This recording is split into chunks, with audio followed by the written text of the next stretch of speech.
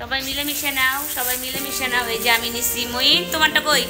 তোমারটা কই? You one way রাজারটা, এই যে কষি রাজারটা কই? এই যে তোমার ড্যাডি চাল দিচ্ছে, চাল। হ্যাঁ, এই যে তোমার ড্যাডিরটা, এই যে উনি।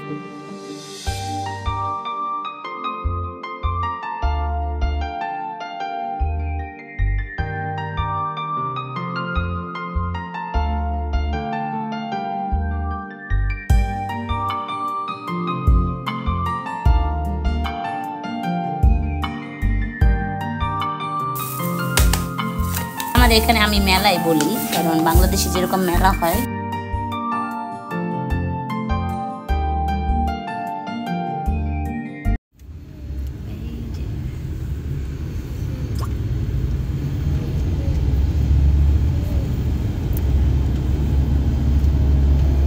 আমরা যাচ্ছি আজকে, আমাদের ট্যাক্সি আগে থেকে বুক করেছে হাজব্যান্ড। বলতেছে তোমার রেডি হওয়ার পর আমি ট্যাক্সি বুক করবো। আজকে এতটা ঝামেলা হয় নাই। ওই দিন এমআরটির প্রবলেমের জন্য আমাদের সাফার করতে হয়েছে। আলহামদুলিল্লাহ এখন সব কিছু ওকে। আজকে খুব ইজিলি আমরা ট্যাক্সি বুক করতে পেরেছি। তো এখন আমরা যাচ্ছি, ভালো লাগতেছে একটু মোটামুটি। খুব প্রয়োজন তার জন্য যাচ্ছি, তা না হলে আমার যাওয়ার যে বেশি একটা ইচ্ছে ওরকম ছিল না। কতগুলো চাল শেষ তো তোমরা জানোই। আর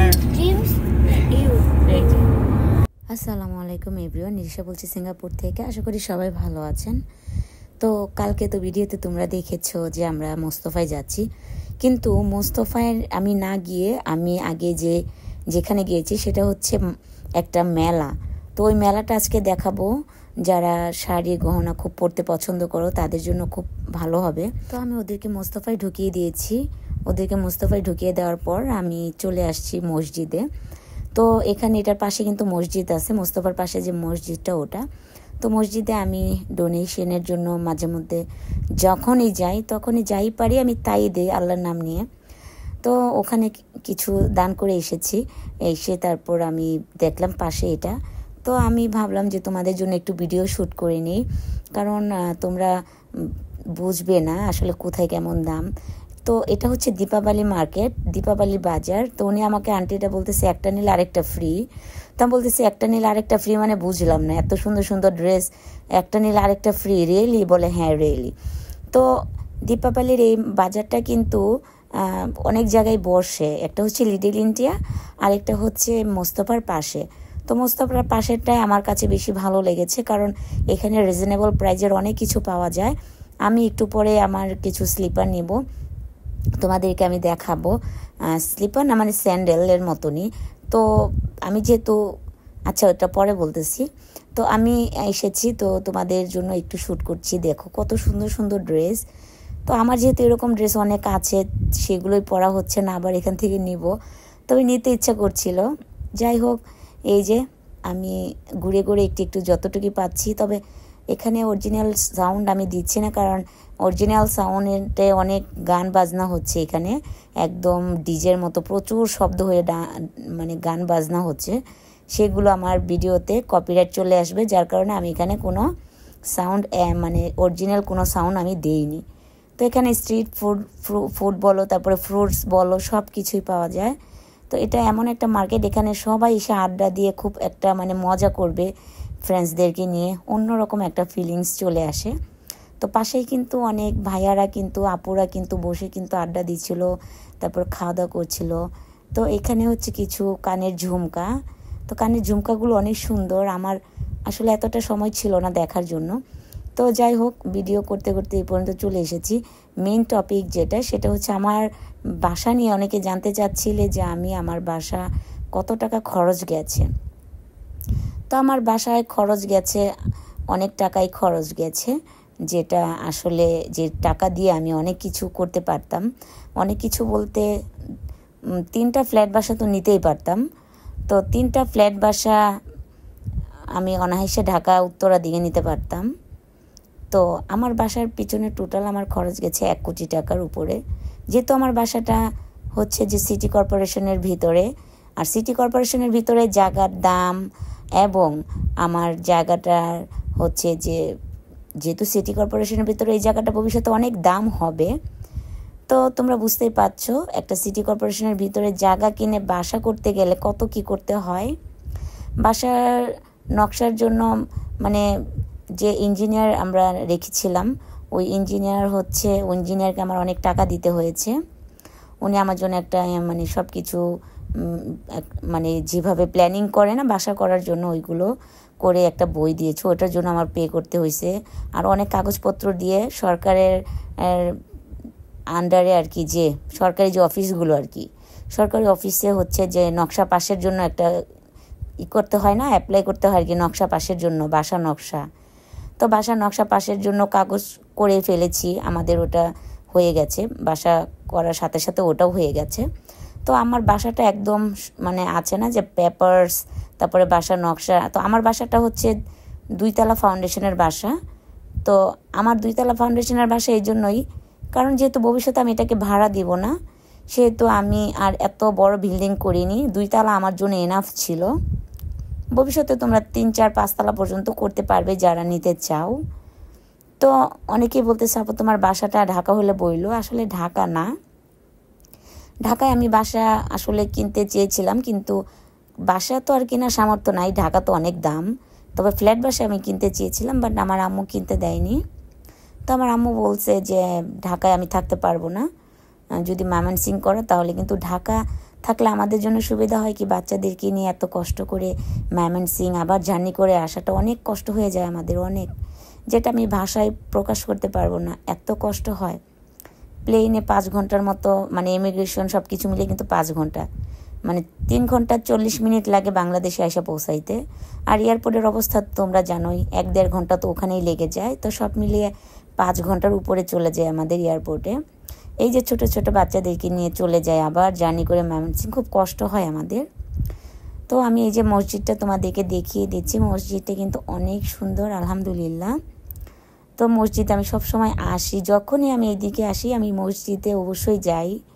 আমার হাতের কাছে যতটুকু থাকে আমার ব্যাগে আমি আসলে এখানে দেওয়ার চেষ্টা করি, কারণ এই দানটাই আমাদের যাবে মরার পর। তো আবার এখানে অনেকে এসে বলবে যে এত চিন্তা করো তাহলে পর্দা করো না কেন? করব, নিজেকে সব দিক থেকে ভালোভাবে গুটিয়ে নেই। পর্দা করলে তো আর হবে না, সব দিক থেকে নিজেকে সরিয়ে আনতে হবে। তো ইনশাআল্লাহ হয়ে যাবে, আল্লাহ যখন হুকুম হবে। আর আমিও চেষ্টা করছি, দোয়া করবে আমার জন্য সবাই, আল্লাহ যেন আমাকে হেদায়েত দান করেন। তো এই তো দীপাবলির জন্য ডেকোরেশন করেছে, দেখতে পাচ্ছ।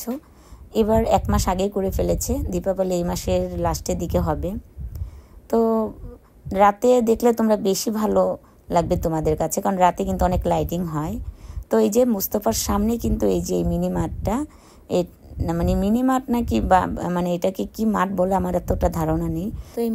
তো এই মসজিদের সাথেই কিন্তু এই মেলাটা বসে। তো তোমরা দেখেছো অনেক মুসলিম আন্টিরাও কিন্তু তাদের ব্যবসা নিয়ে ব্যস্ত। তো আসলে ইভেন্ট কাদের কোন ধর্মের এটা ম্যাটার করে না, ম্যাটার করে আসলে যখন যে ধর্মের অনুষ্ঠান হয়, যে ইভেন্ট হয়, ওটার উপরে ডিপেন্ড করে সবার বেচা কেনা। আমাদের ঈদ আসলেও কিন্তু হিন্দুরা অনেক পাগল হয়ে যায় আমাদের ঈদে অনেক কিছু বিক্রি করার জন্য, ড্রেস, অনেক কিছু। তো এটা হচ্ছে বড় কথা, এটা হচ্ছে দেশের বাইরে, এখানে আমরা সবাই মিলেমিশে থাকি। তো এই যে বাঙালি একটা দোকানে চলে এসেছি, এখান থেকে আমি চাল নিব, তোমাদেরকে আগেই বলে রেখেছি। তো এখান থেকে চাল, তারপরে দেখতে পাচ্ছ আরও কত কি।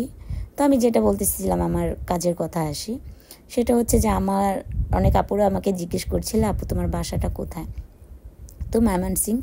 তো ময়মনসিংহে এত কষ্ট করে যায়, তারপরেও হচ্ছে যে ময়মনসিংহে করেছি বাসাটা এই জন্যই, যেহেতু আম্মু আছেন।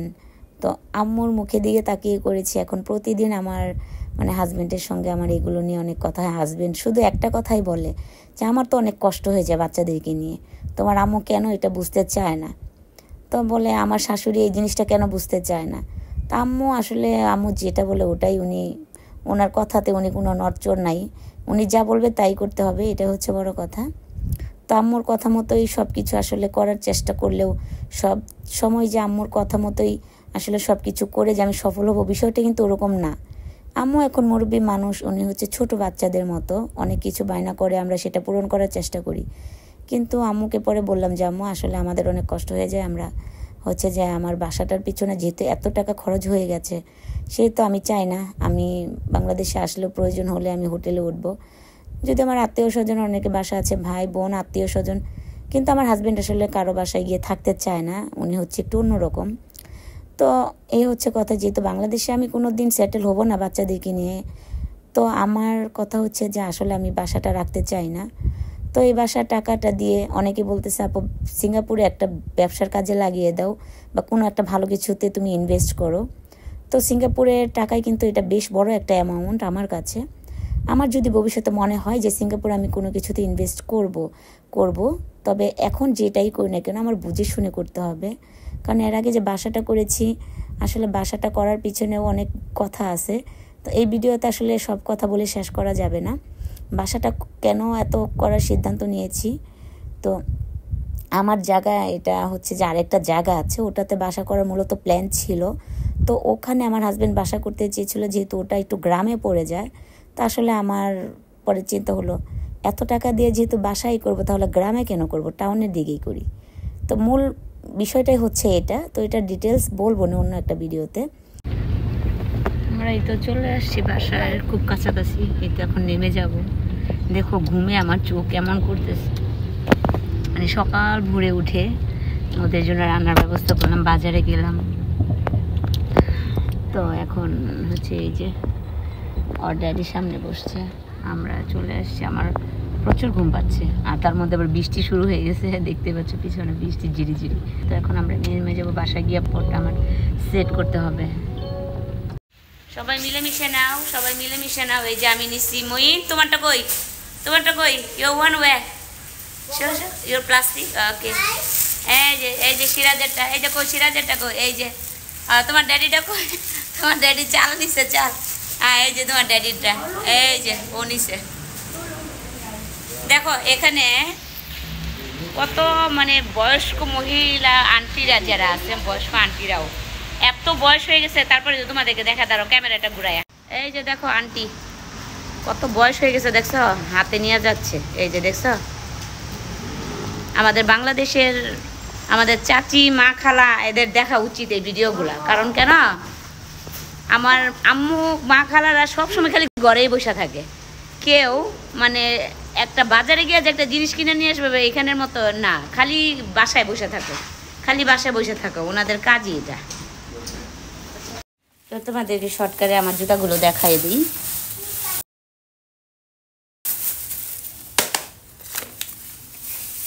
মেলা থেকে, এটা আমাদের এখানে আমি মেলাই বলি। তো জুতাগুলো কেমন হয়েছে আমাকে তোমরা কমেন্টে জানাবা। আলহামদুলিল্লাহ আমার কাছে ভালো লেগেছে। কারণ হচ্ছে কি জানো, এরকম কেন কিনলাম, কারণ আমার কাজের জায়গাতে না আমার শুজ পরতে পরতে মানে আর ভালো লাগে না। যখনই বাইরে যাই তখন এরকম ওপেন মানে স্যান্ডেলের মতো কিছু আমি পরতে চাই, আমার ভালো লাগে, খুব শান্তি লাগে। তো এই যে আরেকটা, এটা হচ্ছে একটু সাদা, তো এটা আমার কাছে মোটামুটি ভালো লেগেছে, তো এটাও নিয়েছি। তো 2 জোড়া আমি জুতা কত দিয়ে নিয়েছি বলো তো তোমরা? আচ্ছা আমি বলে দেই, এই 2 জোড়া জুতা নিয়েছে $30। তো আমার কাছে মনে হয় না যে বেশি নিয়েছে, খুব কম দামে কিন্তু পেয়েছি। তো এই যে চাল নিয়েছি, চালগুলো আসলে এত মজা লাগে, এই চাল ছাড়া আমার খিচুড়ি বলো, পোলাও বলো, বিরিয়ানি সব কিছু এই চালটাতেই আমার লাগবে। আমার আসলে সত্যি কথা বলতে বাসমতি চাল তেমন একটা ভালো লাগে না, বিশেষ করে বাসমতি চালের পোলাও বলো, খিচুড়ি বলো আমার কাছে ভালো লাগে না। দম বিরিয়ানিটা ঠিক আছে। তো এই যে এখানে নিয়ে নিলাম। তো চাল হচ্ছে যে আমার শুধু না, আমার হাজব্যান্ডের খুব পছন্দ, ও তেমন একটা বাসমতি চাল ভালো লাগে না এই চালটা টেস্ট করার পর থেকে। তো এই যে এটা নিয়েছি। তো এই যে ট্রাইপডটা হচ্ছে, এটাও কিন্তু বেশি একটা দাম নেয়নি, এটাও কিন্তু কম দামই নিয়েছে। তো দামটা একটু পরে বলে দিচ্ছি। তো এটা হচ্ছে যে মোস্তফা থেকে তোমরা ইলেকট্রনিক জিনিসগুলো কিন্তু খুব ভালোভাবে নিতে পারো, কারণ এই সব জিনিস হচ্ছে মোস্তফাতে হচ্ছে বেস্ট। তো আমি মোস্তফা থেকে আমার হেয়ার স্ট্রেট মেশিন বলো, মিক্সচার মেশিন বলো, সব কিছুই আমি এখান থেকে নিয়েছি। আমি খুব ভালো রেজাল্ট পেয়েছি এবং অনেক দিন টিকে। তো এটার সব টোটাল প্রাইস হচ্ছে যে $32। $32 নেওয়ার কারণ, এটার মূল প্রাইস হচ্ছে $29, কারণ ভিতরে আরেকটা জিনিস আছে ওটা মনে হয় $2। তো $2 না $3, তো সব টোটাল মিলিয়ে জিএসটি চার্জ সব কিছু নিয়ে $32 নিয়েছে। তো এটা আমি একটু পরে সেট করে ফেলবো, এখন আর আমার ভিডিও করা নিয়ে কোনো টেনশন করতে হবে না। তো ভিডিওটা কেমন লেগেছে অবশ্যই বলবা। আর আমার একটা আপু আমাকে অনেক দিন ধরে বলেছিল যে জাপানিজ যে কসমেটিক্সের শপগুলো পাওয়া যায়, কোথায় পাওয়া যায়। তো আমি আগে জাপানিজ যে শপ ওটা থেকে আমি আগে আমার মেকআপ সেট করার জন্য যে স্প্রেটা নিতাম, ওই স্প্রেটা ওখান থেকেই নিতাম, কিন্তু ওই শপটা নেই, যার কারণে আমারও মনটা খারাপ হয়ে গেছে। ওই শপটা ছিল জোরং পয়েন্টে, কিন্তু আমি আরেকটা শপ পেয়েছি জাপানিজ ব্র্যান্ডের, সেই ব্র্যান্ড। আমি আসলে এটার সাথে পরিচিত না, তবে গুগলে সার্চ দেওয়ার পর ওদের শোরুমটা ঠিক এখানেই দেখিয়েছে। তবে ওদের শোরুম সহ সব কিছু আমি ভিডিও করেছি, ডিটেলস থাকবে কালকের ভিডিওতে।